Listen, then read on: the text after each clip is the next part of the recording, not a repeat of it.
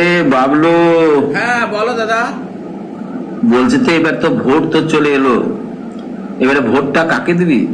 ভোটটা আবার কাকে দেবো? পদ্ম ফুলে দেবো, আবার কাকে দেবো? কেন পদ্ম ফুলে কেন দিবি, ঘাস ফুলে কেন দিবি না? তাহলে শোনো দাদা, একটা কথা বলি, যে নিকে অন্যায় করে সে তো অন্যায় করে, অন্যায়কে যে সাপোর্ট করে সে হচ্ছে বড় অন্যায় করে।